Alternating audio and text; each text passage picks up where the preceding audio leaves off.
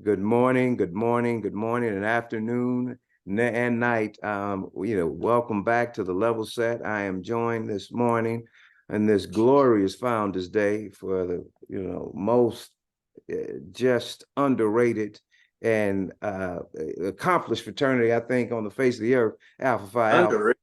As underrated. And as I talk to my Kappa brother, uh, wishing all my brothers from across the globe happy Founders Day weekend, and brothers from my Players Chapter after Alpha Eta, our 81st anniversary.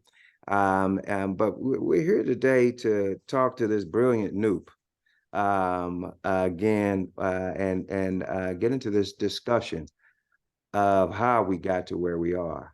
It's a subset of how we got to where we are, but we're dealing with this notion of displacement.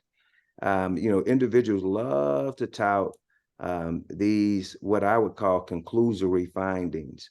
The wealth gap is this, the wealth gap is that, the health gap is this, the health gap is that. But if you pull the onion back, you'll see why. These are violent acts that have occurred to our community that we continue to blame each other for the conclusory argument.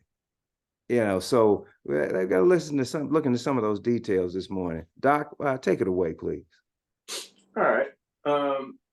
So again, much of this, we've been discussing, but the current circumstances in Palestine really bring these things to the fore, and particularly, again, the definitions and how what we're seeing is being described. And so we touched on this a bit last week. So you have internal displacement, and you have refugees, and so and these are terms that the World Health Organization and United Nations and what's the United Declaration of Human Rights. All of these things are predicated on a nomenclature that has been established to be able to best describe and characterize what we are observing on the ground. And so, again, one of these things. So when we look at what's going on now, we keep hearing about refugees in Palestine. These people aren't refugees; they are the internally displaced. Which, by the way, violates the rules. And so, Right. And it's helpful in order to really have a grasp of what you're looking at, to have an understanding of the roles that people have. Okay, so we want to talk about Palestine again a little bit, just to give some context for how we process what we experience here. So first of all, again, occupied territory. This is based on international law. The territory is considered occupied when it is actually placed under the authority of the hostile army. This is central. This is central to what's going on in Palestine right now, in terms of how the news distorts what we're seeing, how the United States government distorts what we're seeing, and the fundamental distortion occurs in justifying Israel's act. We've heard the president, we've heard the Secretary of State, we've heard the press, whoever the press representatives are for the president, all get on the news and say Israel has a right to defend itself. Oh, don't forget about the Congressional Black Caucus. We're going to get to them too. And the CBC who says, says something to, I'll pull up their statement, which Yeah, you sent that out to everyone. Yeah. So I'll pull that up, or you can pull it up, and we can read that too. It's literally George Zimmerman and Trayvon, right? George Zimmerman picks a fight. Trayvon, knocks dude out, and then he said, "I fear." And then he shot him, right? So Israel is the aggressor. Israel is the occupant. They're the occupant. And so Israel is not defending itself. Israel is aggressing toward the Palestinians. And that's what we have to know off the bat. All right. Now, there are some rules that occur. There are some things that aren't supposed to happen. And one of those things is that the occupying power must not transfer or deport the population of the occupied territory, or transfer parts of its own civilian population into the territory it occupied, both of which are happening and have been happening historically. Now, the latter part isn't, so settler colonialism has been occurring since the occupation, and really prior to the occupation, but since since the early 1900s, Jewish people have been moving back into the space, and literally taking over territory. Certainly in some deals there was some willing Arabs of, some of them were Palestinian, Palestinian Arabs. Others were Arabs who owned property in the space, who, probably willfully so. But in the main, what we saw, or what history notes, is that between Britain randomly selling land that it didn't have the right to sell, much the same way as, let's say, the Louisiana Purchase, and when France sold, from Louisiana all the way up to Montana to allegedly to the United States, as if either of them had the right of sale or purchase. Same thing occurred in Palestine, and then once, so that starts, shortly, in that space of the Balfour Declaration, which I think is 1917, something like that.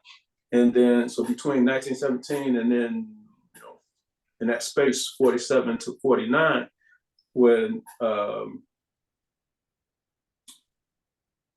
the United Nations actually declares Israel an entity.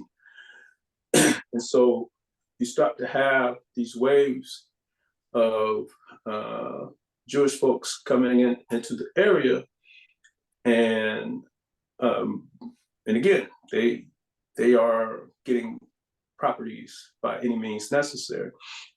One of the things that happens in 49 is a mass displacement, and then that mass displacement goes to an expulsion. And the difference between the expulsion and the displacement is where we actually get the term refugee. Because in the expulsion, the people weren't just forced out of their homes to some other part of Palestine, the people were forced out of Palestine. And so they were forced into the neighboring countries, which then made them refugees, right? And Israel took the stance at that point that we're not going to allow repatriation either. And so now we're at a point where we have refugees and descendants of refugees, millions of Palestinians who were initially displaced and expelled, how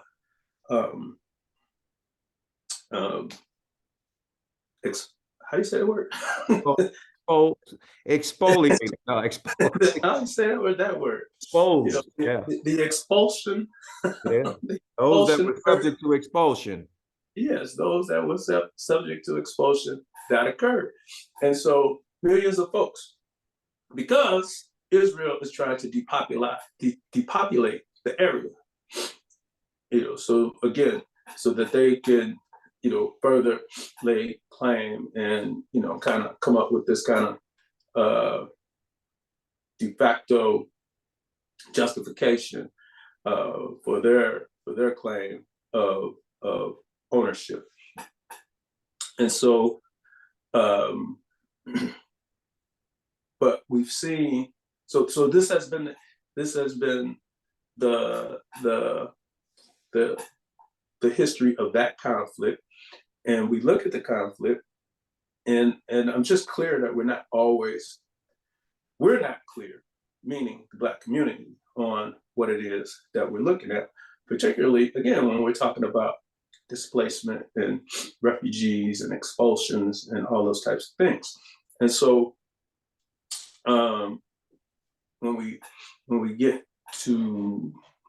fast forward to 67, May 5th through May 10th or something like that, in the 6-Day War, that's when we have the establishment of the occupied territory.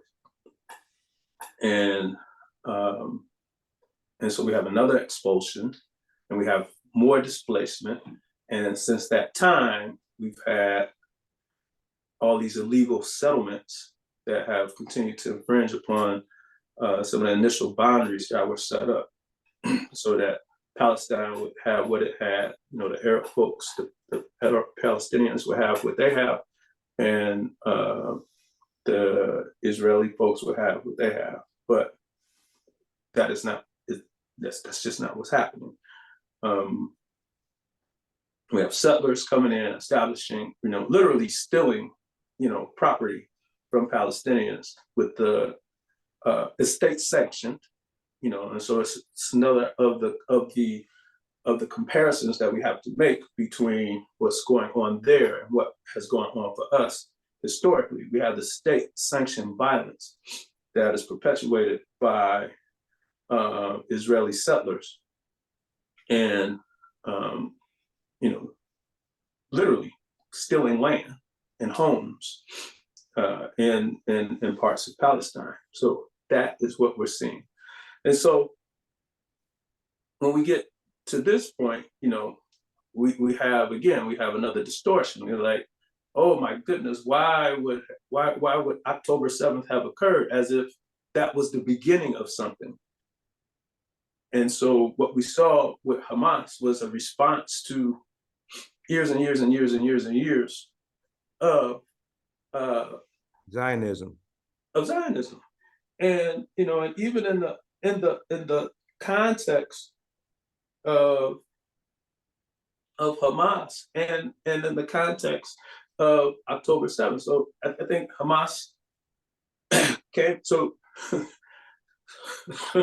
the world asked for a democratic election, right? Democratic election occurred in what, I think that was 2006. Hamas won. And then the United States and Israel was mad. So they attempted to overthrow the government that Hamas had the Hamas-led government that had come into play because of the election. Mm-hmm. They planned a coup, which we all know that the United States does, and we can have a whole nother show about that too. Mm-hmm. Hamas became aware of it, thwarted the effort, and from that point forward, there's been a siege in the Gaza Strip, which is also against international law, right? Relief supplies and actions. The occupying power has the duty to ensure that the adequate provision of food and medical supplies is provided, as well as clothing, bedding, means of shelter, other supplies essential to the survival of the civilian population of the occupied territory and objects necessary for religious worship. So we've seen for the past 16 years a siege in which, all of those things have been denied to the people of Palestine, right? And so what we're seeing occur now is really just kind of what, literally we could say is the worst of it, but this is what's been going on the whole time. So now they've added air defense, to a decidedly lopsided situation that was already occurring, because Palestine doesn't have an army. Hamas doesn't have an army. Hamas is an organization and not a state, right?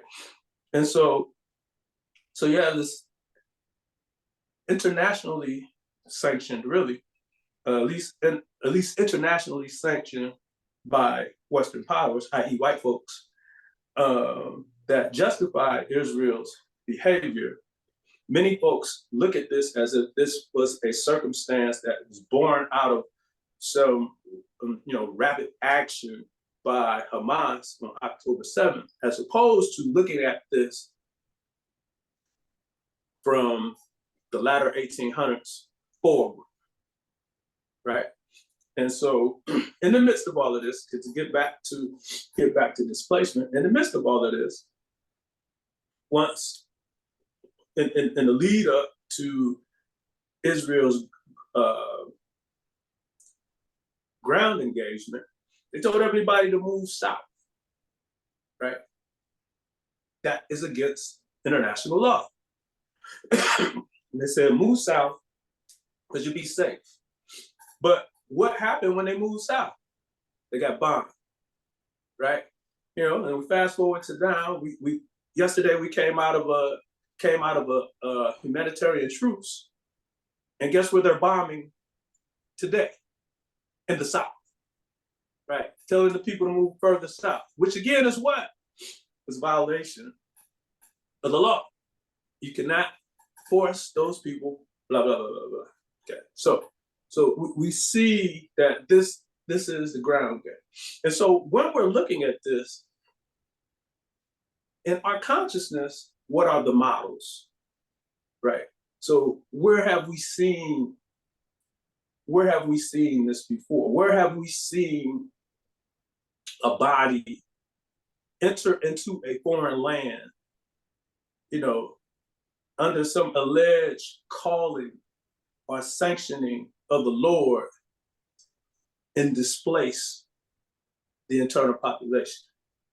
Well, I tell you, United States. that's where we've seen it, right? Now, we've definitely seen it in Africa too, but we've seen it in the United States. We see settler colonialism in the United States. We grow up watching Westerns, right? And we associate, when we watch Westerns, we think about, the red man, the savage red man who lives on the Western plains, who's randomly attacking, the poor settlers as they're just trying to make a way in the American West, which is a distortion, right? So why is it a distortion? Because those people who are on the plains fighting these, honest and innocent settlers pretty much all lived along the eastern seaboard of the United States and were forcibly displaced. Now, these international laws were not in place at the time that this occurred, but this is what it was. And this is where the distortion occurs, right? And so we've heard things, but the Trail of Tears, right? What's the Trail of Tears? That's the Cherokee Nation and other nations who were forced from the southeastern United States, so Florida and Georgia and Alabama and probably the Carolinas to lands designated, much of Oklahoma, to lands designated by this alleged government entity that we now call the United States as the appropriate place for them to be, right? And they move those folks across, halfway across the continent. That's forced migration, right? And then they put them on, reservations, right? And so what happens? What happened to the Native American population or to the Native population as a result of that? Okay, well, they got higher rates of everything that you don't want to have. Like, they're literally the only people who are more unhealthy than us, right? Now, what do you have in common? Forced migration, right? We were trying to come here, right? Now, what's different, certainly between us and them is that, we had another layer of trauma added on to our circumstance because, through some combination of kidnapping, war, and and the like, we end up in a situation where we are available for sale or trade on the international market, which gets us from the west coast of Africa, and betrayal gets us from the west coast of Africa to North and South America, South America, and the Caribbean. We're watching unfold. We're not necessarily, many of us aren't necessarily seeing this play out in a way that is consistent with our history, which is why I thought it was necessary to develop the timeline, our historical timeline, to start with. Brother Fields? Well, I mean, I think that it covers it. And we cannot forget about the adopted mechanisms that have been used by our government. When you pull the troops out of the South, and after Grant decides to provide land to newly freed slaves, and your first order is to pull the troops out the South, that's coming behind, that's going to be violence, that's going to lead to forced migration, and that is going to displace a number of individuals. We've got stories on both sides of the family, and I would like, at some point, I think I'll have my wife come on and tell her story with respect to her family being displaced, given minutes to sell the land that they had. Many of them being, she literally had half of her great aunts and uncles murdered on a day's notice, for attempting to I guess have the audacity to be landowners. You have 5 rights as a property owner, to sell, to protect, to convey, so forth and so on. They exercised those 5 rights and were murdered for them, females and males. And the rest of the family had to sell land. This is a common case. Had to sell land at a moment, in 5 days and move. That is the most violent of forced migrations that we can see, and that's the exact. And this is this is roughly 1890. This happened in the 1890s. So this is recent history that we can document, that is in the lynching museum, from what I understand. The actual stories in the lynching museum, so we are, you talk about the the trauma associated with being exported as a good from West Africa. And I mean, can you imagine for one moment your own people selling you into slavery?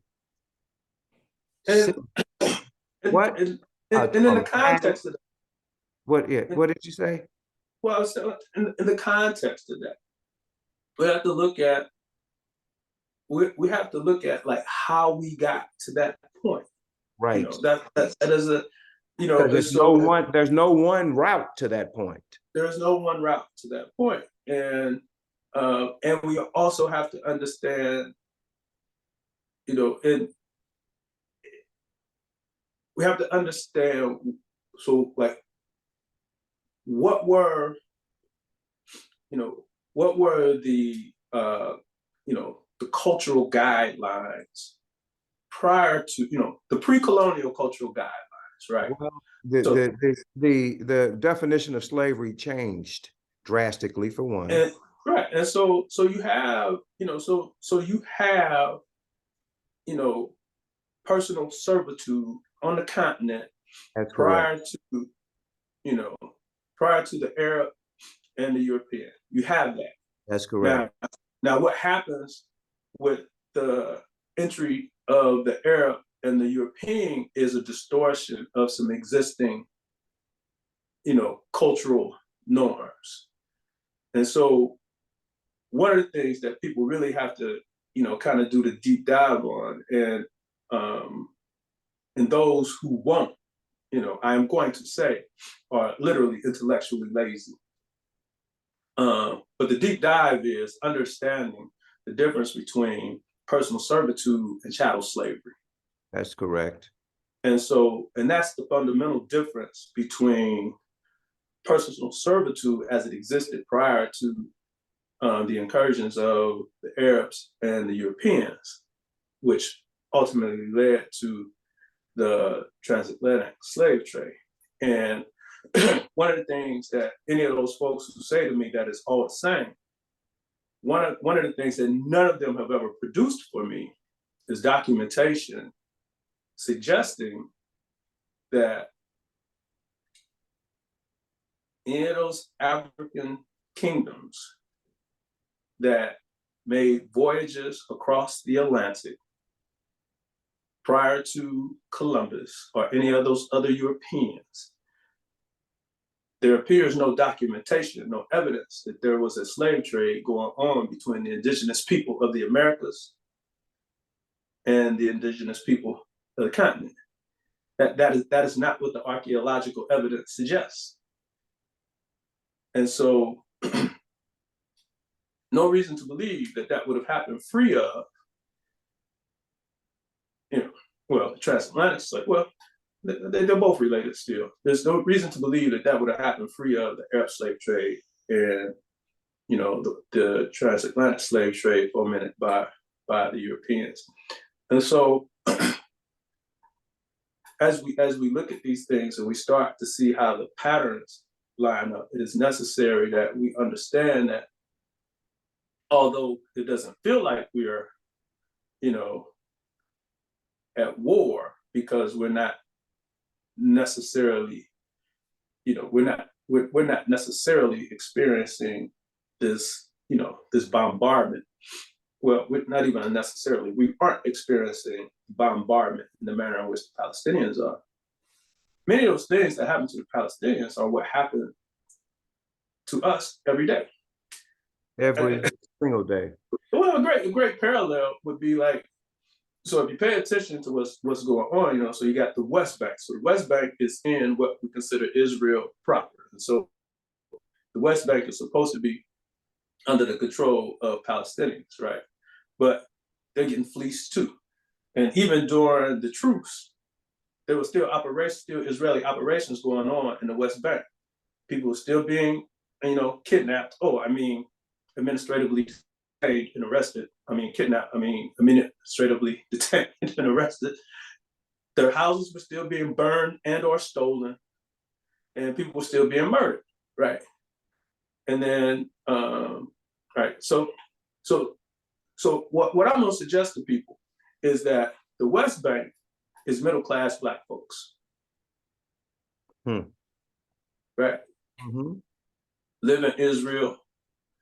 You know, X number of those Palestinians think that, you know, a one-state solution wouldn't be the worst thing, because if we had a one-state solution, then, you know, we could fight the power much like they did in like Black folks did in the United States and in South Africa, and we could fight for our civil rights within the context of that. Mm-hmm.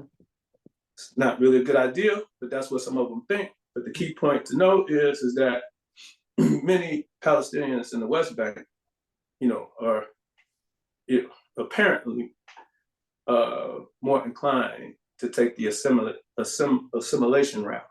Mm-hmm. Okay, but it's not working that way. Mm-hmm.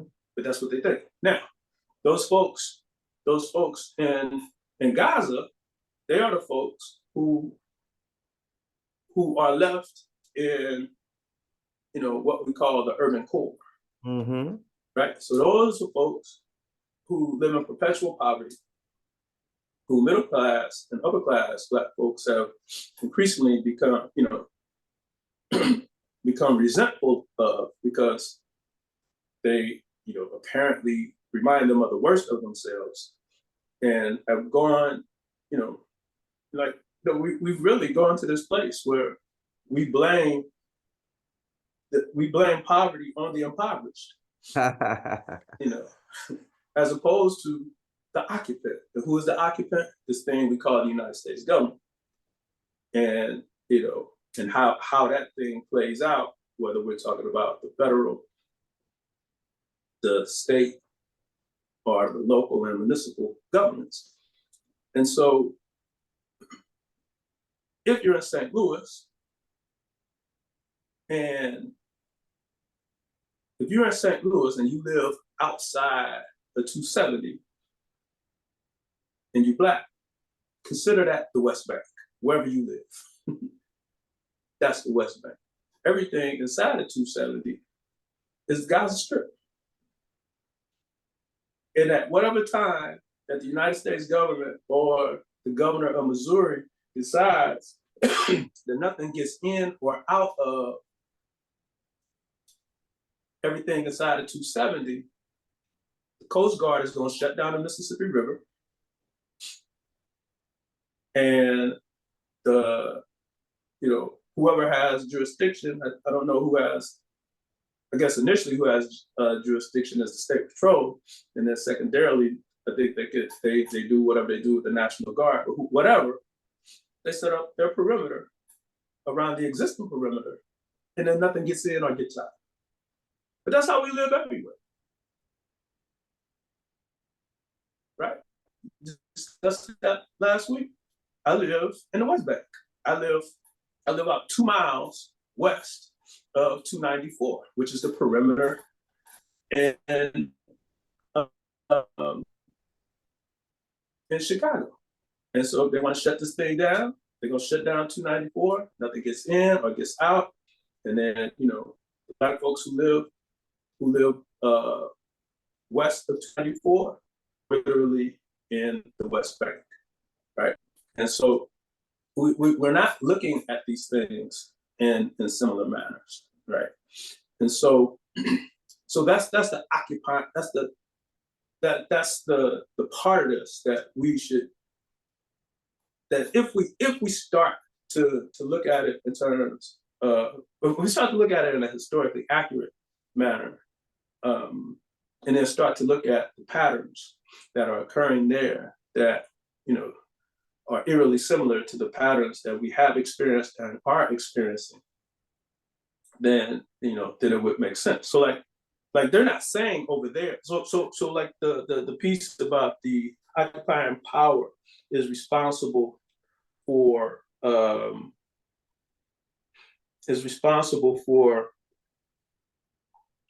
relief supplies and actions.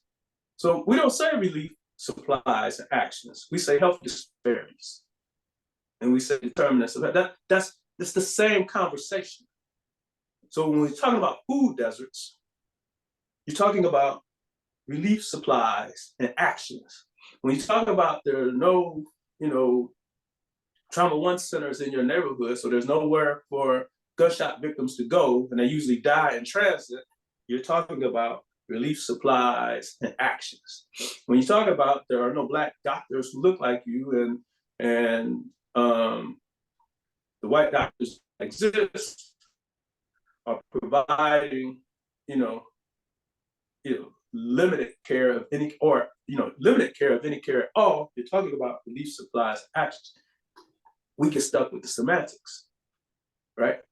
And so because those folks live the way they live, they have very desperate health outcomes. Who else does? We do. And so because we too live in occupied territories, we have high blood pressure, diabetes, cancer, strokes, goes up, right? But because of the semantics, and because some of us just don't have the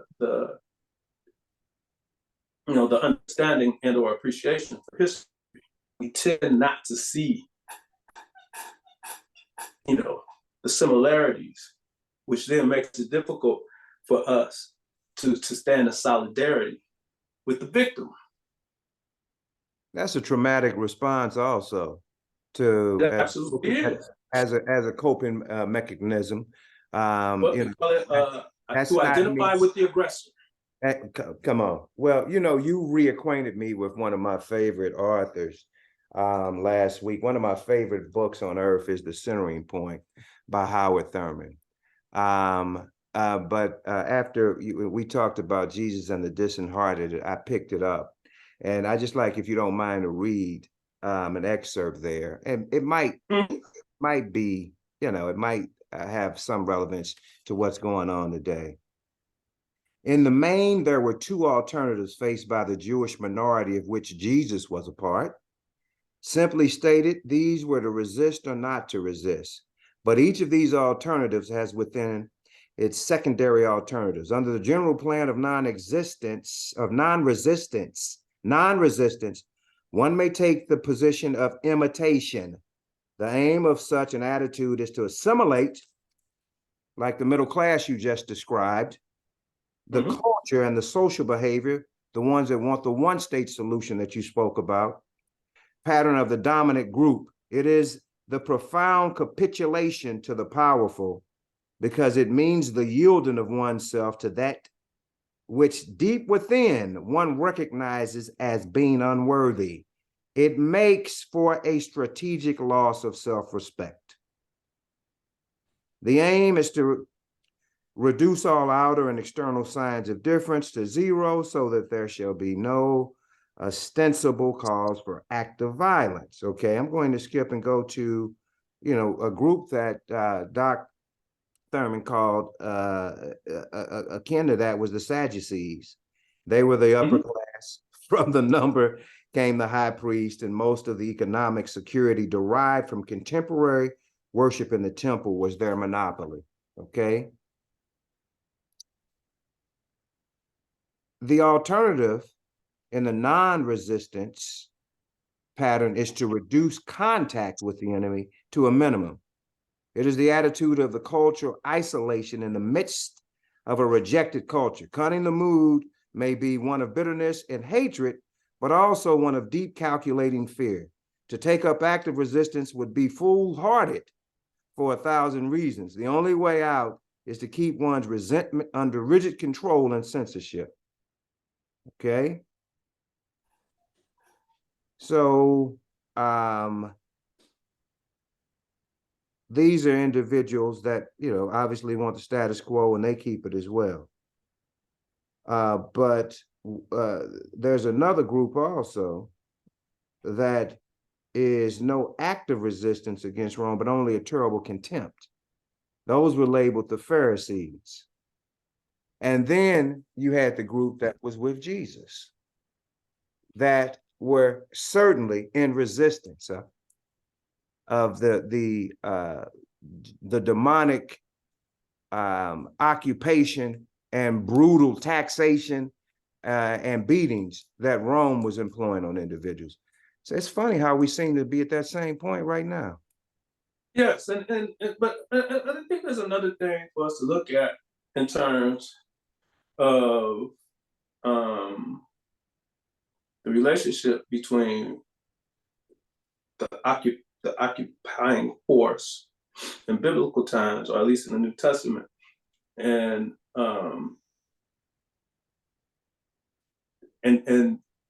the occupied, that being the Jewish community. They're being occupied and getting treated however they was getting treated because it was there. Rome's issue wasn't a religious issue. No. We need to take religion out of this context from right? what I just read. Now, there's irony yes, there. There's irony there. There's that irony. Was not, yes. But that is a universal piece. That plays more in the United States today than it does anywhere else. It plays more in our community today than it does anywhere else. So we need to look at that in its global context. We have to look at it in its global context, because at the end of the day, Rome, the Roman authorities, or Pilate was pretty much indifferent to. In fact, he wasn't even indifferent. He's like, I don't have a reason to do this. This was the people you were just reading about. This was their fight. And, in this specific example, we deal more with Herod, and there's a reason why Herod is dealt with. Herod was an apostate individual. Religion was not an issue with him, just as you stated. It was not, it was rule. That's what makes this a universal example. And I think I've read something recently that says that though he's a Roman subject, he's not a European. Herod. I think Herod is an Arab, actually. Right. And so that's important, because that kind of flows into the distortion. If we don't understand those kind of dynamics, that kind of fuels the distortion. And it also makes it difficult for us to understand why, we need to be skeptical of, leadership, because they're not necessarily acting in our in our best interest. So today, who might we, consider to be the, Pharisees and Sadducees? Let me think. The CBC. So the Congressional Black Caucus. that just came to mind. And so, this is the statement that they gave in response to October 7th. Our thoughts continue to be with the families of the thousands of innocent civilians who have been killed since October 7th, as well as those who have been displaced and are currently living in fear in the Middle East. We also continue to stand firm behind Israel's right to self-defense against the brutal attacks by Hamas terrorists. It is imperative that action be taken now on the worsening humanitarian crisis unfolding in Gaza. This conflict has left millions of people in Gaza without access to water, food, medicine, and other critical resources. We cannot lose sight of the fact that there are millions of innocent Palestinians who are not responsible for the brutal attacks and atrocities of Hamas. The Congressional Black Caucus supports President Biden's call for the United Nations and governments in Israel, Egypt, and the surrounding Arab nations to provide immediate humanitarian relief to those impacted by this war. All of that is foolishness, because it does not acknowledge that Israel is the occupying force that has historically aggressed against the Palestinian people. And so so what would happen to the Black person, or to any person of color who spoke against what what the CBC is saying. What Guess- would happen? Guess what would happen? Go ahead. I'll tell you what would happen. Tell me what would happen. Tell me what would happen. The Black Congressional Caucus would align themselves with the American Israeli Public Affairs Committee, you know, and they would cease to oust from political office any Black person or a person otherwise who align themselves or who expose themselves as being pro-Palestinian. You know, and so we would see the same betrayal by leadership of the people that we saw with the Pharisees and the Sadducees that we and it's not even what we would see. This is what we are seeing. This is what has been occurring, is that those pro-Israeli members of the CBC align with the American Israel Public Affairs Committee to unseat pro-Palestinian legislators, Black, Arab, white, whatever they might be. And so these are the patterns that we have to look for. And it's not no made up stuff. You can go and you read this stuff, take these, I just type in AIPAC, or actually type in the American Israel Public Affairs Committee and type in CBC and see what comes up. And how about typing in Cori Bush and see what comes up? And type in Cori Bush and see what comes up. I mean, so this is kind of what we're looking at, right? And so we have all of this state-sanctioned violence. And again, we started off this piece talking about displacement. All of this is related. So again, when we start to look at how our circumstance mirrors, that circumstance, we have to talk about displacement here. Now, so like you referenced the Great Migration. Many people think that those are just willful decisions of Blacks by the droves to leave the South. They were leaving the South because it was unsafe in the South. And so that those were forced migrations. People left Texas and Louisiana and went to the West Coast because Texas and Louisiana weren't safe. People left Mississippi and went to St. Louis and Kansas and went to Missouri, Kansas, and Illinois, and Michigan and Indiana because it wasn't safe. This is forced migration. People left, Florida, Georgia, the Carolinas, and Virginia, and went to DC and New York and Boston and all that kind of stuff because it wasn't safe in the South. This wasn't this what certainly there was economic incentive, but there was also it's not safe down there. They were fleeing some type of harm. That's just the truth, right? But we don't perceive of these things in that way. Another example of the relationship between these two circumstances, and so we have Herzl, I think his name is, who proposes this Zionist plan, and in the I think the 1870s or whatever. You've already referenced this too. We see the Compromise of 1877 and the withdrawal of federal troops in the South, which results in all-out violence, which again amounts to state-sanctioned violence, and murder and displacement. So at the time that the Zionists are forming whatever it is that they're forming, we're ending, or they're ending. We're not ending anything. We're the victims in this. We're the occupied people. We're the people who live in the occupied territory. At the same time that the Zionists are pulling their things together, the occupant here is deciding that they are no longer going to provide reasonable supports to the newly freed African persons here on this thing we call, or in this thing we call the United States. These things are happening at the same time. At the time that they're gaining momentum, the Zionists, the rest of Europe and the United States, are what?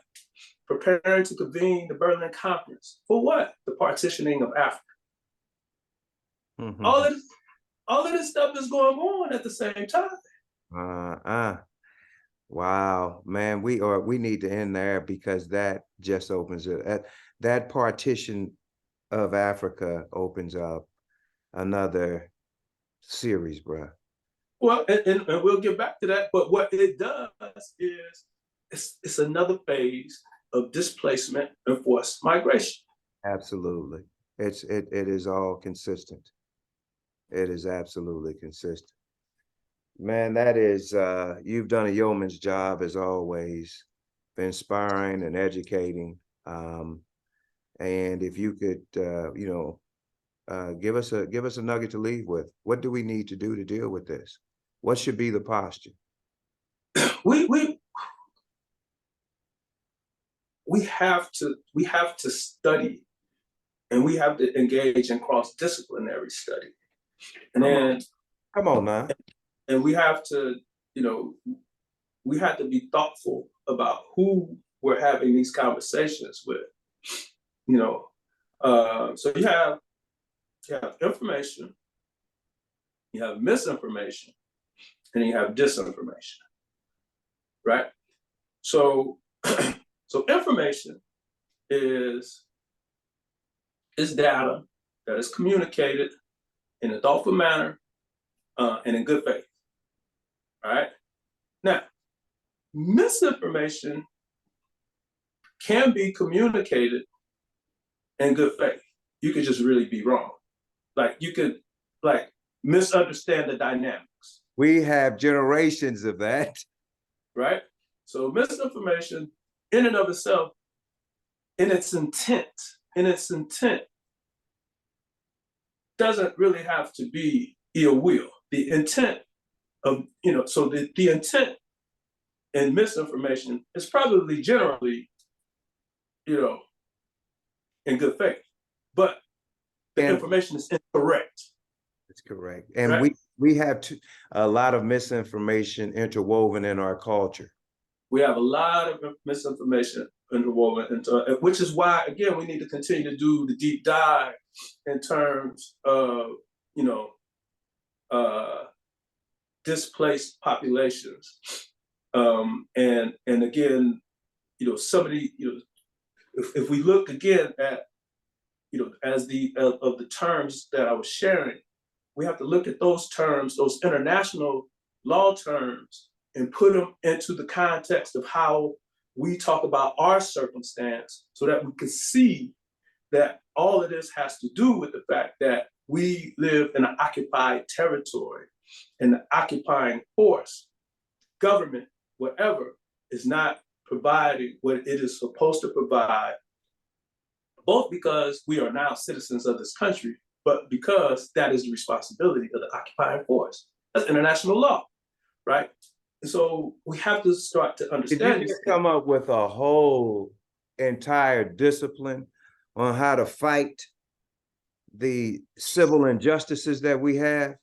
And well, that's a part of why I thought it was, beneficial for us to have this historical trauma timeline. So not only can we, more easily track what has occurred and become more and better aware and acquainted with the atrocities, but because as we lay these things out and we start to make the requisite comparisons, we should be able to find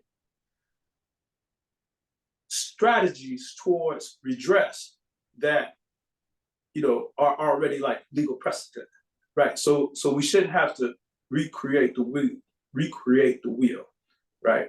And so, but it's hard because of disinformation.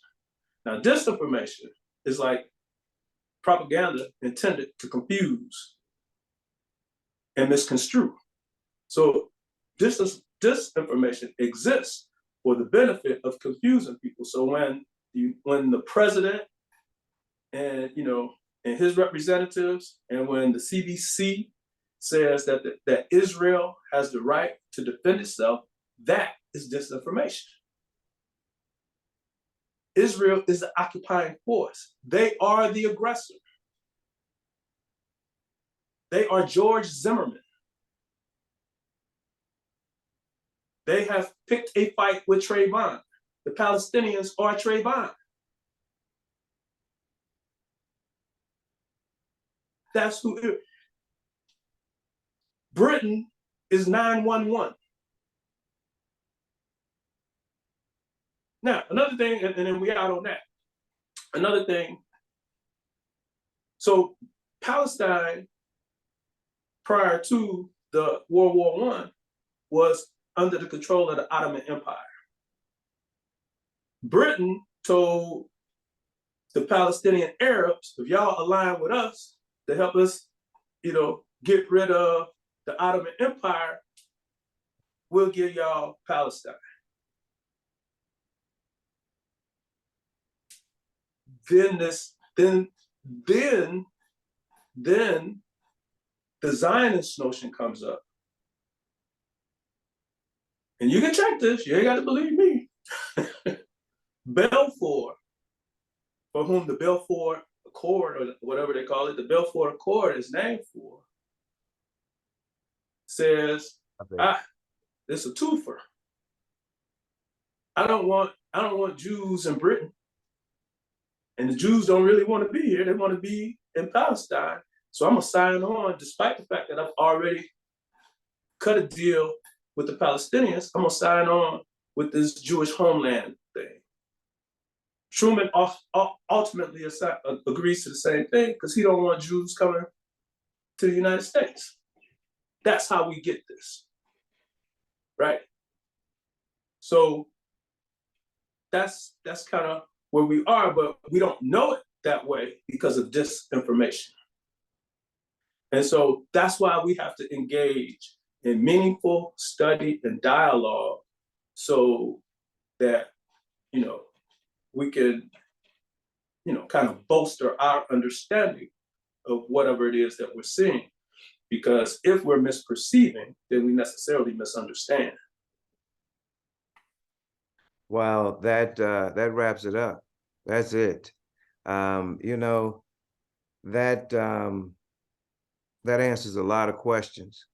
That starts that's a baseline for almost a different posture for a number of individuals. And I hope that it was a reality check for some individuals. The Bible says, blessed are those that mourn, not necessarily the dead, but mourn their old bad habits, what they used to be. So, the things that you learn today should be employed. And you shouldn't do what you did yesterday. And mourning who you were briefly for, yesterday is allowed. But let's just keep moving. So let's take this information that we received today and implement it. Because there is so much power in self-awareness. There's someone out there today that's blamed themselves for the position that they've been in, or the lack of position that they've been in. And they really don't understand the forces that have been at work to keep them there, and worse. So let's use this information and let's move on and help as many folks as we possibly can. We look forward to seeing you all next week on The Level Set. And if it's God's will, we certainly shall do so.